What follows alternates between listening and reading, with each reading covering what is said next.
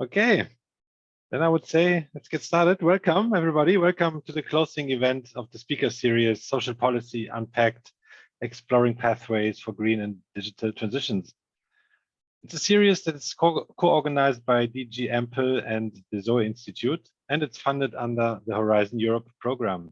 My name is Christoph Gran. I'm the co-founder and senior policy consultant at the ZOE Institute, which is a think tank working at the interface of science and policy, and we're specialized on new economic thinking and co-creation. And before we come to today's speakers, Dr. Sebastiano Sabato, let me quickly introduce the series, or as how it was meant to be and still is today for the last event. And we want to invite you, policymakers, but also the wider public, to open your minds, think outside the box, and be inspired with new ideas to ensure that the Green Deal is going to be a success. We're in the midst of a transition towards living within planetary boundaries, and we want to make sure it's fair and green and successful, of course. It has been a joy bringing this series to you, and thanks a lot for participating and for your interest. And whether you have been following this event series for a while or joining the first time today, we've run 10 online seminars discussing policy opportunities, research gaps, and social dimensions of the green and digital transitions. Take your time, dive deep into the recorded events, and stay connected with us. And you can find the link to sign up to the monthly newsletter of the ZOE Institute in the chat. In this newsletter, we will regularly share upcoming events, publications, recent developments, etc. And also LinkedIn and Twitter, of course, you can follow us. Today, the event will be structured as always. We have roughly 30 minutes input or presentation, followed by Q&A moderated by Nadia from the hosting unit F3 from DG Employment and me. We will start collecting the questions in the chat, so please use the Slido QR code. If that doesn't work, you can also type your questions into the chat. We will use Slido, where you can vote for the questions, and the more interesting the questions are, the more wanted we will ask them. So let's slowly come to the speaker. And if we look back at the recent commission, we can see that it's characterized by efforts towards the man on the moon moment with the European Green Deal. But there can be no Green Deal without a social deal. Or, as we've come to know in the past years, no Green Deal without a just or fair transition. And during this series, we talked about a lot of bold social policies and necessary research questions. Last week, the very interesting topic of governance came up, and it was defined as the policies, the institutions, the rules and incentives, and the underlying decision-making process, which establishes these rules and incentives. And the big question that remains with us is the emerging governance frameworks of the EU adequate? Are the pillars of social rights, the European semester, etc., are they adequate to make the just transition a fair one, or the green transition a fair one? And what role can welfare states play in ensuring a just green transition in the EU? How could transition-proof welfare states look like? I'm very happy to have Dr. Sebastiano Sabato today with us to reflect on ways forward from here. Sebastiano is senior researcher at the European Social Observatory. Since 2014, he has been working as a researcher on European integration, focusing on EU socio-economic governance, comparative social policy. Sebastiano, it's an honor to have you here. The stage is yours.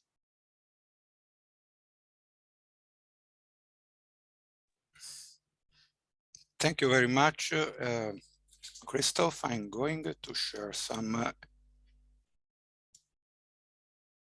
PowerPoints for my presentation, and thank you very much for inviting me to this very interesting cycle of seminars. I went through all of them, and you gathered a quite impressive expertise on key topics.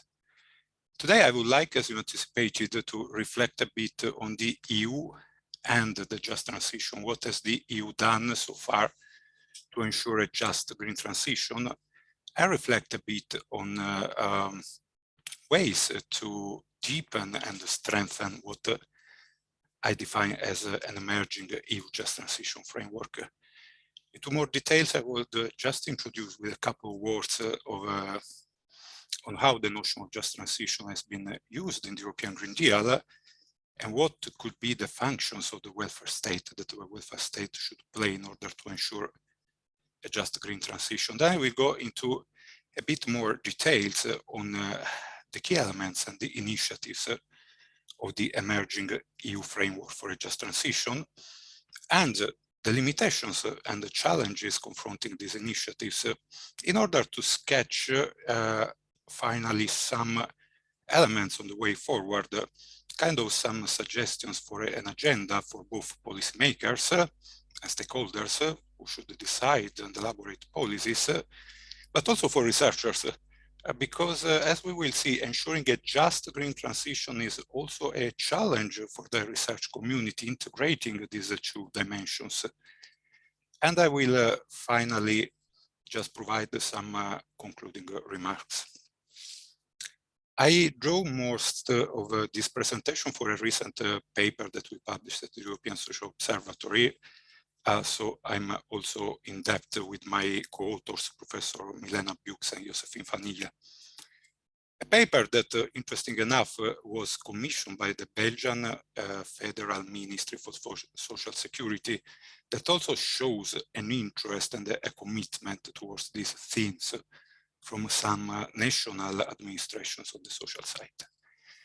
I would like to start just, we know, everybody knows what is the European Green Deal. But I would like to start highlighting some elements that for me are particularly relevant to the European Green Deal. The European Green Deal is the current EU growth strategy. Its main aim is to enhance growth and competitiveness of the Union.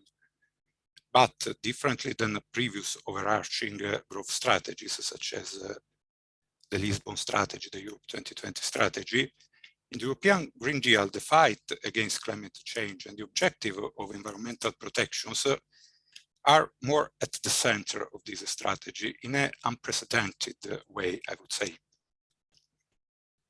The European Green Deal aims at promoting the EU green transition, that is reaching the EU climate environmental objectives, while at the same time ensuring economic growth, putting the EU in a green growth pattern.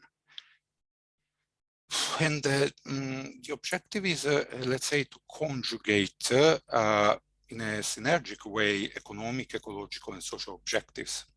This is not that new. We remember Europe 2020 wanted to create synergies to pursue smart, sustainable, and inclusive growth.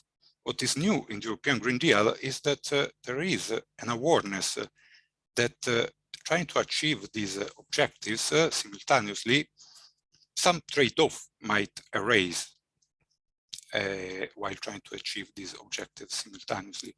For instance, there is a certain awareness that the green transition will not be automatically socially fair, it will per se reduce social inequalities. On the contrary, green transition policies might increase social inequalities. For this reason, the European Commission, the European Green Deal calls for a just green transition, with the objective of distributing fairly both the opportunities and the risk deriving from the green transition, leaving no one behind, no regions, no territories, no individuals. I quote from the European Green Deal communication. They say that this is extremely interesting, but at that time, let's say in the European Green Deal, there was kind of a narrow understanding of what a just transition can be. The focus was on specific territories and sectors to be supported because they would be most hit by the transition. For instance, territories relying on high energy consuming or fossil fuels industries.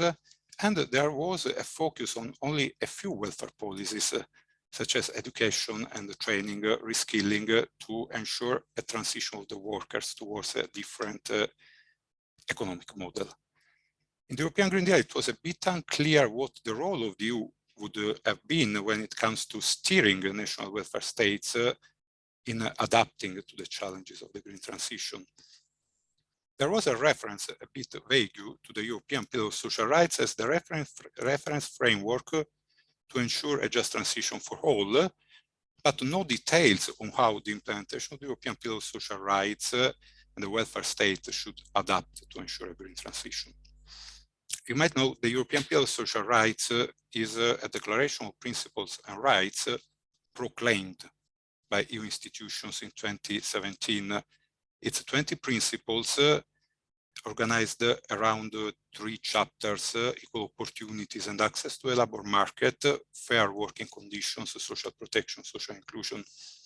So implementing this pillar would ensure, in the Commission view, the achievement possibly of a just transition. But importantly, the pillar has a relatively high political value, but it's not a binding instrument. And let's say it's not that surprising that the understanding of a just transition in the European Green Deal was a bit vague in a way, because the notion has become a contested concept, in the sense that it originates from the trade union movement that started to use it in the 60s. Then the trade union movement spread the notion worldwide. Then the international labor organizations worked a lot on it. It's a notion that now it's in the Paris Agreement. But yet the usage done by various sectors at different level made the conceptual boundaries of this notion a bit, let's say, blurred.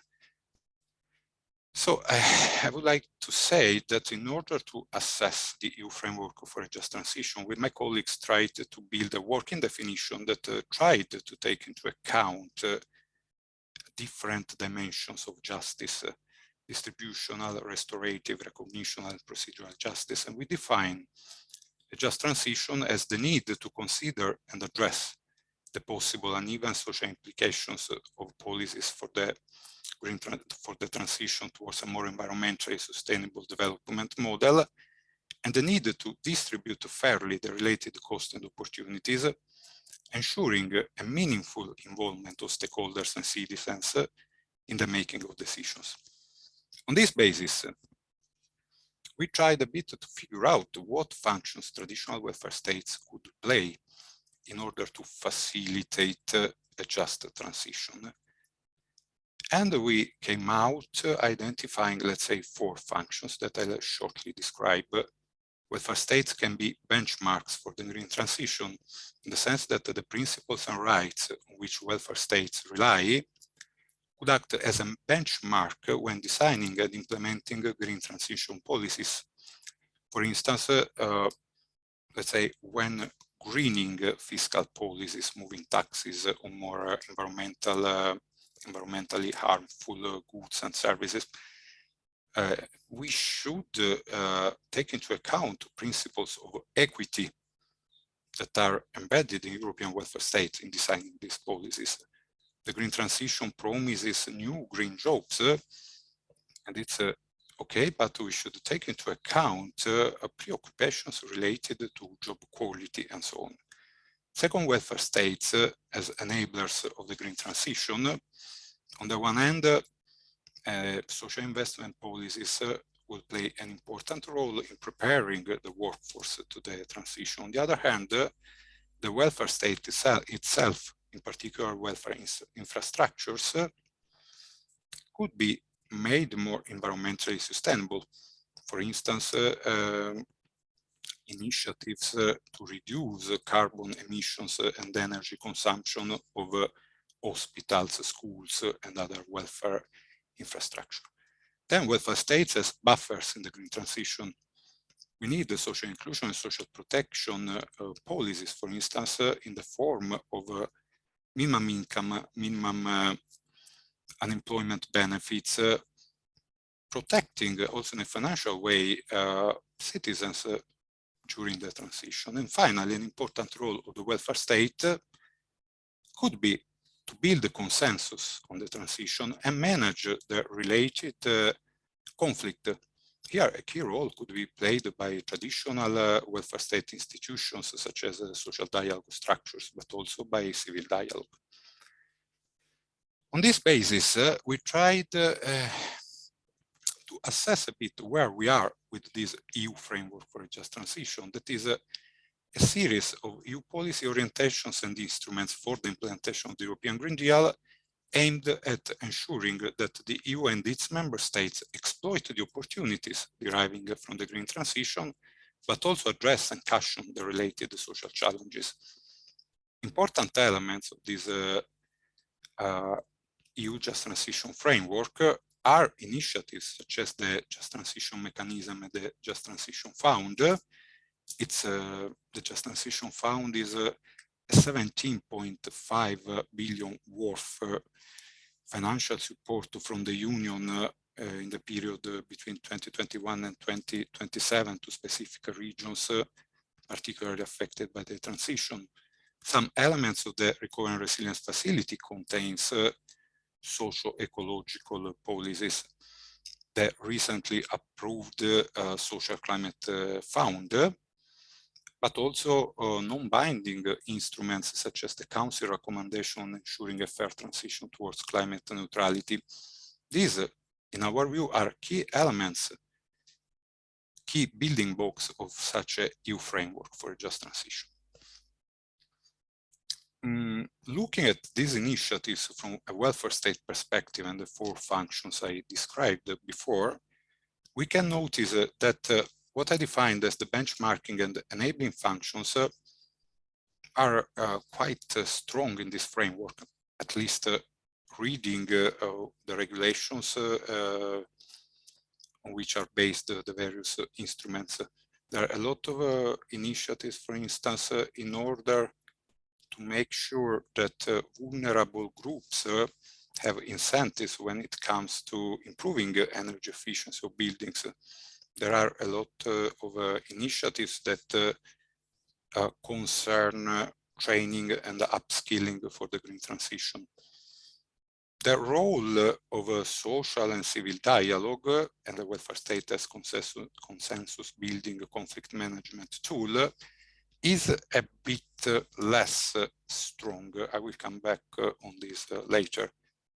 While one can immediately notice that the buffer function provided financial support and protection to citizens is particularly weak in the EU framework. The 2022 Council recommendation is a non-binding instrument, contains this kind of provisions, but does not oblige member states to implement. The only exception is the Social Climate Fund that foresees some temporary direct financial support to people experiencing energy and transport poverty. Anyways, there is a EU framework for a just transition. It has some, and this is a great news, it has some limitations and challenges. I'm trying to summarize the main ones here. For instance, at a more fundamental level, the European Green Deal strategy is based on the idea that GDP growth can be decoupled from emissions and resource consumption. It's the idea of green growth. In the view of many, this is unrealistic, this is not an effective strategy. Second, some observers say that the EU Just Transition strategy is weak when it comes to highlighting interaction among levels of governments, that is has not a global dimension. Third, while the EU Just Transition strategy acknowledges one part of what is called the socio-ecological nexus, that is the fact that the green transition policies will have an effect on the welfare state, it doesn't acknowledge very well, let's say, the other side of the coin, that is that also the welfare state has an environmental impact, and we should take this into account.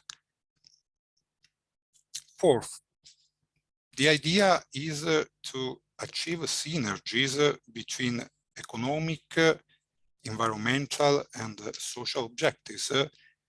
Is it possible to do this in full at the EU level, given, let's say, the somehow limited competencies of the European Union on the social domain.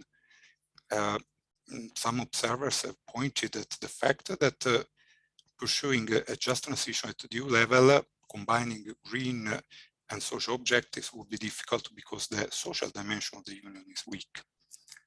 Then we should take into account that this emerging EU just transition framework has some problems, should be assessed further, how the various elements are integrated and consistent. And especially this framework is not comprehensive in the sense that, as I said, some measures are well represented. Remember the function of the welfare state, other less. Some targets group are covered, other no. And finally, finding is not sufficient. Finding made available by the EU is probably not sufficient to address the enormous challenges at stake. And finally, there is an issue, of course, on the implementation by the member states of this framework and how the EU can effectively monitor member states' implementation.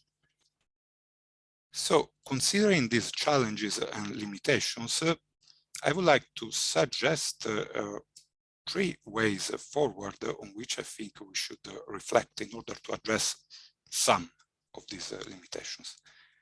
The first one is that I think we should find ways to make the welfare state more sustainable from an environmental point of view. We always link sustainability and the welfare state from a financial point of view, financial sustainability. No, we should make the welfare state more sustainable from an environmental point of view. Second, I think that it's important to find ways to embed better the EU just transition framework, or the notion of just transition, in EU socio-economic governance. And third, we should exploit in full the potential of social and civil dialogue as engines for a just green transition. I'll provide some reflections on these elements because first of all, if we look at the components of the EU just transition framework, we see that they have a stronger social dimension. The European Pillar of Social Rights is constantly recalled as the reference point for those initiatives. Remember, the full implementation of the European Pillar of Social Rights as a way to implement a just transition at the EU level. And some of these the EU instruments have a socio-economic, ecological dimension. So I would say the first thing that we should do at the EU level is to implement in full and in a balanced way the European Pillar of Social Rights. Its 20 principles and rights, not all have been implemented in the same way. Some limited initiatives have been taken on some principles. Importantly, we should work more on implementing principles related to social protection and social inclusion, because we saw that EU buffers are particularly weak.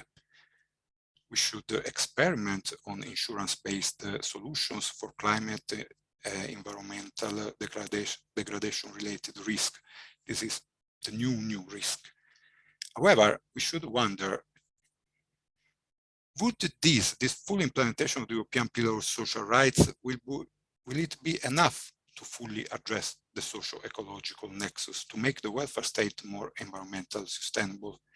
Given the dependency of the welfare state on GDP growth, the answer is probably no. We need to go further. And here there are very interesting insights from the literature on sustainable welfare. Sustainable welfare are policies designed to target social and ecological priorities in a more direct and integrated way, in a way less dependent on economic growth, and in a way that basic needs of the population are fulfilled while respecting planetary boundaries. I'm not going into details in this kind of policies because a few days ago in this speakers series, Professor Milena Bux described very well the sustainable welfare literature, and back in February, Anna Kute talked a lot in depth on universal basic services. It's what I would like to say here is that we should find a way at the EU level to integrate this perspective. But the question arises, the sustainable welfare literature is embedded in a degrowth or post-growth framework. So the question is it possible to implement policies linked to this post-degrowth perspective in a green growth framework, such as the European Green Deal? How can we do this? Which role could the EU play? It's extremely fascinating and important as a topic, because we should reflect how a paradigm change and how policymakers and researchers could contribute to this. So which role for the EU? I would say that first of all, the EU should explore the possibility to implement the principles of the European Pillar of Social Rights to sustainable welfare policies, and the EU as the instrument to use forum practices for mutual learning and exchanges of good practice in this direction, that is to reflect and disseminate on these more innovative eco-social policies, and possibly try to introduce some of these policies in the next generation of EU instruments for a just transition. The second point I would like to address is how to embed the just transition in EU socio-economic governance. Actually, the question is if we should and how. Because I repeat again, what is the ambition of the European Green Deal? That is to make economic, environmental, and social objectives compatible, exploiting synergies and addressing trade-off. And a lot of policy areas should contribute to these objectives, and a high degree of integration is needed. So here the question is, the issue is that we really need a structured, strong and dynamic process to do a reality check. That is, if this ambition that some observers say it's unrealistic, if this ambition has been translated into practice at the EU and in the member state, if it works, the philosophy of the European Green Deal, and how this has been done. If we think of EU governance, which should be the process to do that, I would say that the natural venue would be the European semester, because the European semester puts together policies, economic, fiscal, environmental, and social policies, especially since 2020, the semester is based on the notion of competitive sustainability that has 4 dimensions: macroeconomic stability, productivity growth, environmental sustainability, and social fairness. So this is the setting, but in my opinion, but it's open to discussion if it's really the right setting to monitor the implementation of the EU Just Transition Framework and steer member states' policies in that dimension. It's promising, but again, there is a persistent asymmetry in the semester between the economic, the social, and environmental dimensions that could have an impact on the direction taken. So there is a need to strengthen environmental and social dimension of the semester. Many observers say, let's not ask too much to the semester. The risk is to overburden the process and lose focus. So there have been proposals to use other frameworks in order to implement and monitor the implementation of the EU Just Transition Framework. Reflecting on this is particularly important and timely now, now that the EU is actually reforming its economic governance framework. The Commission presented a proposal in April in order to modify this framework.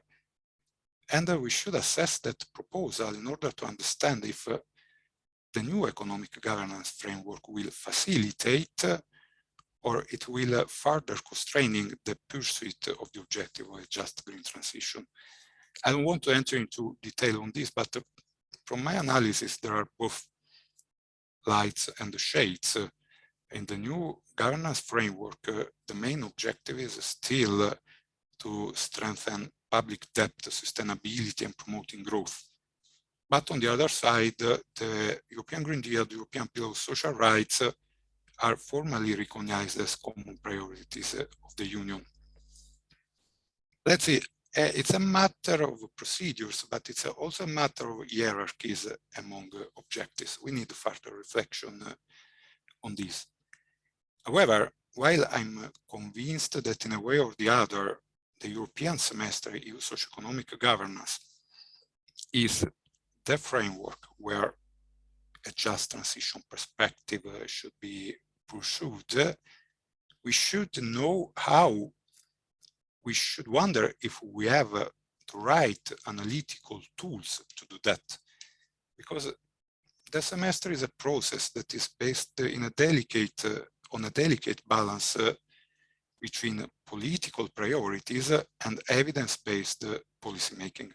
In the semester, there are a lot of scoreboard analysis, qualitative and quantitative indicators that are the basis for policies proposed. So we need absolutely to broaden the knowledge basis on the linkages between green transition and social policies. We should work more to strengthen the European Pillar of Social Rights social scoreboard to include policy areas particularly important for the green transition, improve the assessment of expenditure on eco-social policies, because I said that the Recovery and Resilience Facility has some of these policies, but we don't know at the moment how much in the implementation of welfare state the member states are spending on these. And we should improve our assessment of the distributional implications of green transition policies. And we should work on indicators integrating the environmental and social dimension, maybe arriving to a EU Just Transition Scoreboard. Open question, a lot of work to be done. And my last point, I think it is very important, is that we should really fully exploit the potential of social and civil dialogue as a way to build consensus and manage conflicts on the just transition. We should remember that in the European Green Deal, the European Commission writes that the green transition cannot succeed without a broad societal consensus. When the European Green Deal was published in France, the Yellow Jackets movement was protesting with a vibrant voice. It was quite something. And the procedural dimension of social justice is a key element of the notion of a just transition. Let's say we should know that the features of decision-making process, that is how decisions are taken, who is participating in decision-making process, these features are as important as the outcomes of the decision-making process in the perception of the fairness of policies implemented by the population. So, of course, we need to strengthen and use better existing structures, but also develop and experiment with the structures for dialogue and consultation. We saw that many of the EU instruments for a just transition have this dimension in a way. There are territorial just transition plans, there will be social climate plans, and the Commission has to involve the social partners and the stakeholders in these plans, but implementation in the member states is quite uneven. We need something more. And then it's very important to understand how to better integrate from the local to the national to the European level traditional instances of social dialogue with civil dialogue. And we need also to think probably to new form of civil dialogue and citizens' involvement. How to make citizens' deliberations, for instance, more effective. There are instances of citizens' involvement, but what's the impact of decisions taken there on policy making? Let's think of the conference on the future of Europe and other examples. So to conclude, what I would like to say is that an EU framework for a just transition is emerging, is there. Its effectiveness and adequacy need to be carefully assessed, but importantly, it needs to be significantly developed and strengthened. We are going to discuss some ideas now to do that. However, we should also be aware that while it's urgent to go ahead in the just green transition agenda, what we can see around in the political debate is a sort of green transition fatigue, with many societal forces and political parties saying the EU has done a lot for the green transition. We have approved significant pieces of legislation, less the Fit for 55 package. Let's slow down. We need to focus on other priorities. We need to focus on the competitiveness of the Europe vis-a-vis other international realities that are doing less on the green transition, where to focus on economic growth. These are objectives that are of course legitimate, but asking to put ahead, to go ahead on these objectives, slowing down on the green transition, it's actually something that it's evident should be avoided. We do not have time to stop or to take pauses. Actually, the EU is doing a lot for a just green transition, but it's just a start. We need to go ahead. Thank you. Thanks a lot, Sebastiano. And if people want to give a heart or an applause, feel free. So he does not feel like he's been talking to the universe alone. Thank you. Bravo. Yeah, we already have some questions in the room. Yes, we Hi, already Nadia. have some questions. Hi. Very nice to Welcome. join. Yeah, well, first of all, thanks a lot, Sebastiano. I think you gave a really amazing overview on what has been happening in Just Transition. Just briefly, my name is Nadia Najjar. I work in DG Employment Unit F3, working on fair green transition. So yeah, this is kind of our core tasks, revolve also around, for example, the Council recommendation on fair green transition towards climate neutrality. But yeah, let's dive directly into the questions. And so the first one, where you have the highest votes.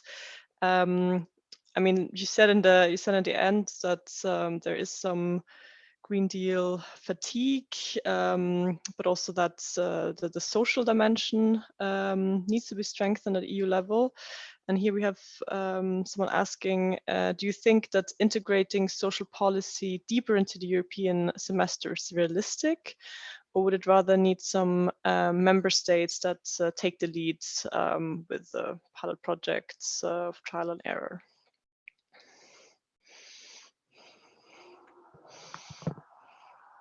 Yeah, I can answer this question. I think that we need both. It's not, let's say, alternative.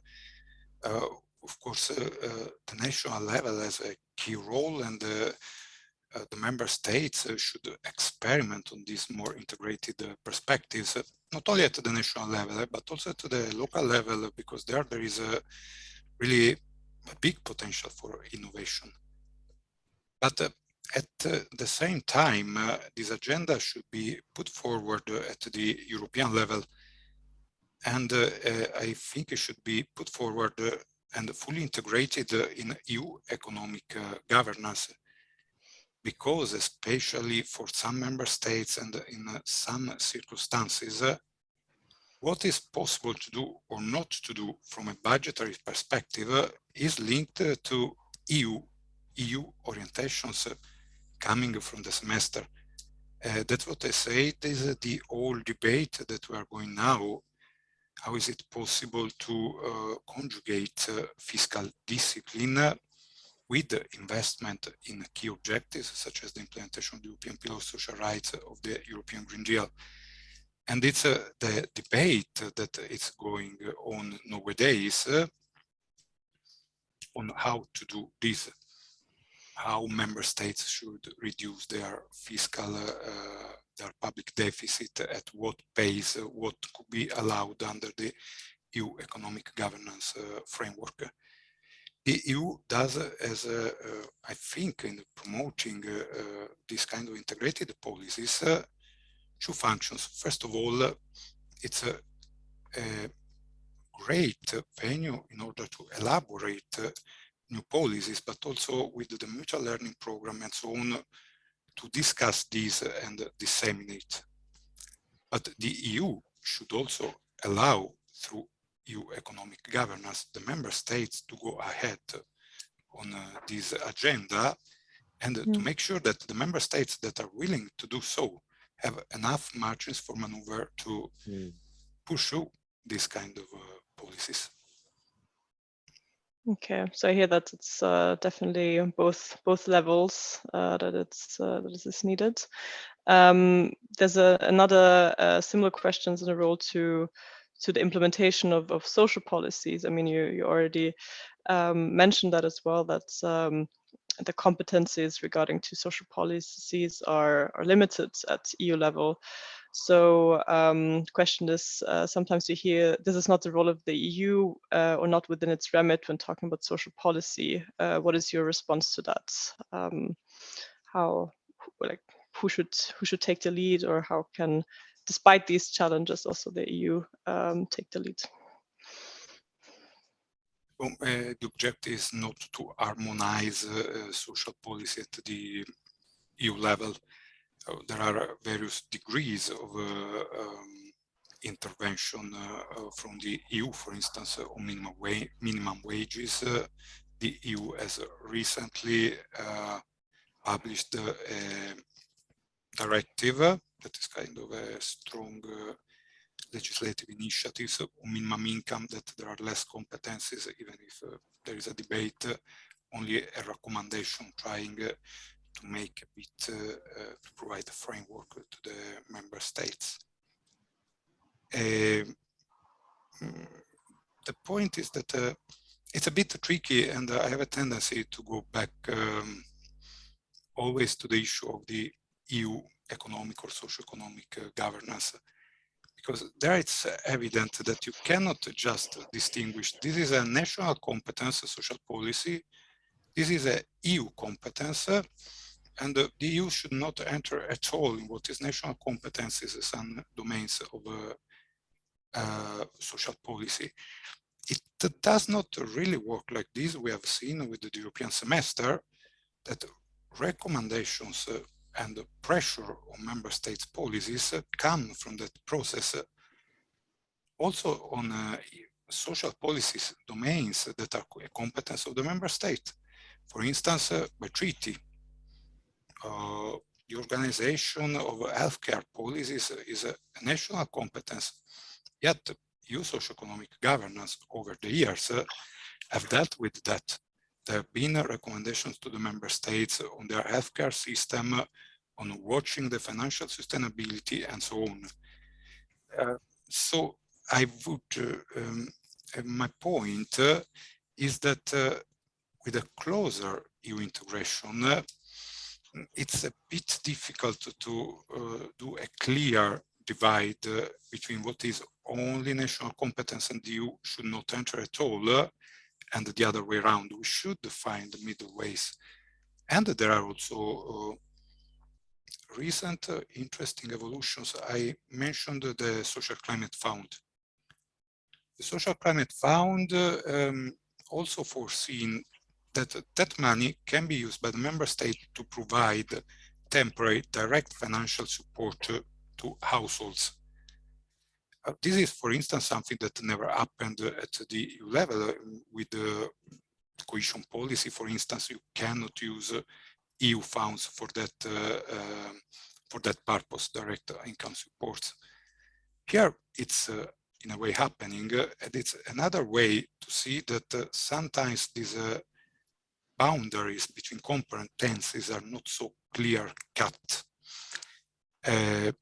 Then this is an observation of a political scientist. A lawyer probably will have a lot of to disagree with my point of view. No, but thanks a lot for highlighting that, also with some concrete examples. So also to the audience, please further feel free to ask your questions in the Slido, and also vote on your favorite questions, so they will move up in the list.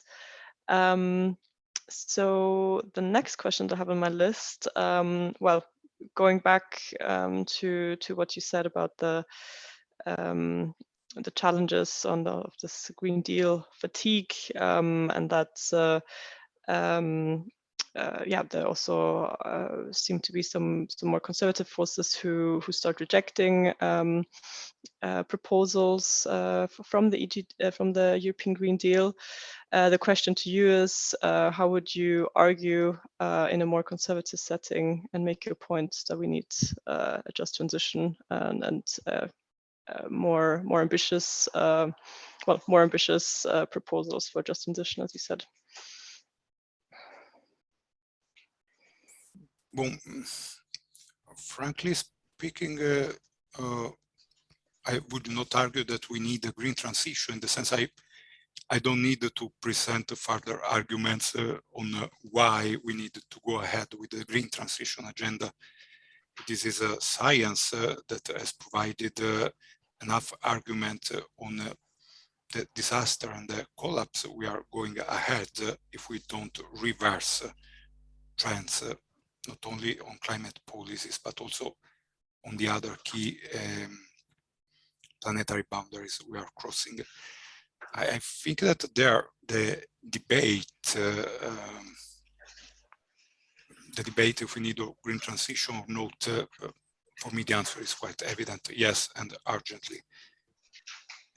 I argue in favor of the fact that in order to have support for that transition, we need to take account what are the interests and what could be the challenges to the majority of the population, and not only the interest and the of the few. This is crucial because probably we could obtain a green transition going there, imposing things. But in that case, what is very precious for us, that is our democratic systems, will have a hard time. So it's in the interest of everybody accelerating in this process and finding a way to do it in the most consensual way possible. That also implies, in my opinion, a redistribution of wealth. This is crucial. Then in democratic systems, how this is managed is a matter of, let's say, the political debate. We should not be worried of a political conflict. There are also interests, or I don't know, business that are legitimate, should be taken into account. But the point is, if we see the planetary boundaries, we should absolutely stop. We should continue on the green transition agenda. Let's make sure that then the policies to be implemented are decided in a way that is as much consensual as possible. This is really at the heart of the notion of a just green transition. And let's not be normative, for instance, on what should be the outcome. It would not make sense to call from a broad dialogue with stakeholders and then kind of having already in view what is meant, where we should land. Let's do it quickly with an open mind. Yeah, and I think that also echoes a lot what you said before about the just transition needing sort of social and civil dialogue, and bringing people together to really discuss how the way should look forward. So in this, maybe in this sense, there's a question also on communication towards citizens. So so here the questions, the statement says, the EU Green Deal, in my view, seems a top-down approach taken at EU level. So how can also communication be shaped to be more towards citizens and bring citizens together and be part of it? Yeah.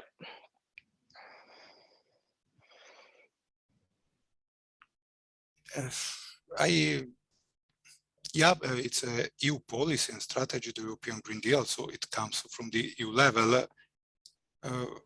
But we should consider how this has taken shape in the sense that it's anyways a policy that was supported by a broad range of stakeholders and of political parties. European Parliament and the various groups were all of them supportive in a way of the European Green Deal agenda. So the fact that it is a EU policy, maybe top-down, it doesn't mean that it has no democratic bottom-up legitimation. Then it's clear that in its implementation, the implementation of the specific measures and the implementation in the member states, more communication effort is needed, but especially more involvement, and I discussed before, more innovative forms of participatory democracy, more involvement of citizens, but making really sure that what the decisions emerging from those fora are then seriously taken into account by policymakers. But especially we need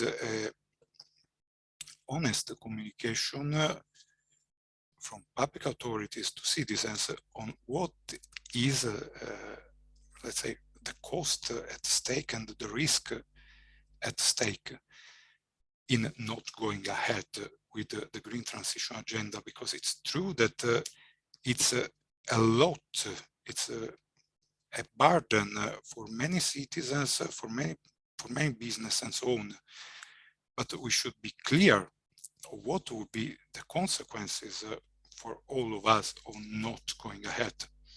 And we should also be clear of the complexity of the topic and how various issues are interrelated. Because I can see that some can say, let's stop with the green transition agenda, environmental regulation, or let's focus only on greenhouse gas emissions and not consider, I don't know, and stop a second with the nature restoration law. It's a normal temptation, but it doesn't recognize, and this should be clearly, I think, communicated to the public, that we really do not get the choice, at least when it comes to the green objectives to pursue, and that all the parts of this puzzle are linked. We should be clear that we cannot say, let's focus on the reduction of greenhouse gas emissions, not to the nature restoration law that can be improved, as if they were antithetic, because it's not true. The natural restoration law is an important pillar on creating carbon sinks that contributes to the reduction of greenhouse gas emissions. We cannot only say that the nature restoration law, I take this example because it's really à l'ordre du jour, is on the agenda. We cannot say that it's only a cost for industries, for farmers, and eventually for our growth perspective, because one of the objectives of restoring biodiversities and ecosystems is to prevent the effects of extreme climate events that have an impact anyways on all these groups of the population.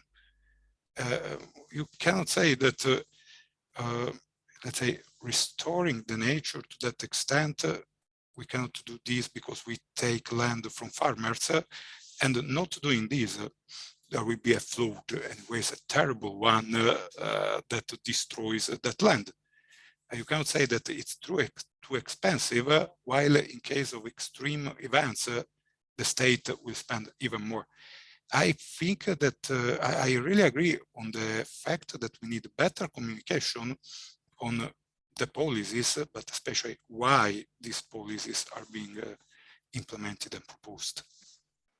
So also then communicating the cost of inaction, if I understand right. So of course the potential implications, but also the cost of inactions. So I see that the time is going very quickly. I have here one question with several votes, which specifically asked about the upcoming presidencies. So well, we have Spain, then Belgium. How do you see their role to bring just transition on the agenda and strengthen the EU framework for just transition?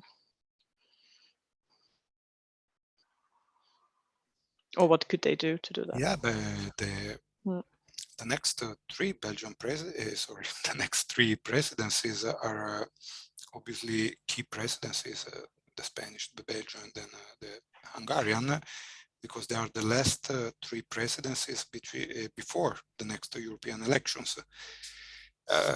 So in 2024, when there will be the Belgian presidency, for me, it's extremely important that there is a clear message that the EU should continue with the policies for a just green transition. A clear message that we should accelerate on the green transition, and that we should link this more closely also on the social dimension. There is a lot of attention from what I read in the program of the Belgian presidency on further implementing the European Pillar of Social Rights. So I think that that will be a good occasion to take concrete steps, for instance, in assessing, as I said, how the pillar could be implemented following a more integrated eco-social approach. And we should do steps now that we will be a few years on the implementation elements of the Just Transition framework, such as the Just Transition Fund and so on. We should really start to assess how these instruments are working and have been implemented at the national level. So I would say it's very important starting to assess this framework a few years on the beginning, trying to start a reflection on how to go ahead, especially in terms of policy substance and link with the European Pillar of Social Rights, but especially launching a clear message for the future EU term that we need to continue on the Green Deal, just green transition pattern. That's a very good closing point, I would say. That's a good closing word, yeah. Yeah. Perfect. Cool. Well, thanks a lot for answering all these interesting questions, and also, yeah, as I said before, like really giving a good last overview session, bringing together different topics, also referencing to the earlier sessions, which are also recorded, so they're also possible to rewatch them if you haven't done so already. Thank you very much. Absolutely. Yeah, also from my side, thanks a lot, Sebastiano. It was extremely interesting, and love it that we leave it here with some homework for the next presidencies and to continue the work. And big thanks to everybody. Thanks for you coming here to the series and joining us. And thanks to Frank and his team, and also, yeah, to Horizon Europe for making this possible. I'm grateful for being a host to this, and yeah, thanks for all the work. Thanks for coming here. Thanks for the good ideas, and yeah. Yeah, thanks to you also, Christoph. Thank you. Yeah. And see you at the next series, I would say. Perfect. Au revoir. Bye. Thanks, Sebastiano. Ciao. Bye.